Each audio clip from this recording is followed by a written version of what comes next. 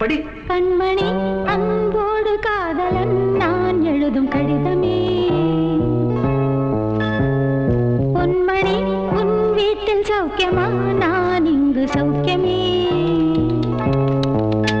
உன்னை எண்ணி பார்க்கையில் கவிதை கொட்டுது, அதை எழுத நினைக்கையில் வார்த்தை முட்டுது.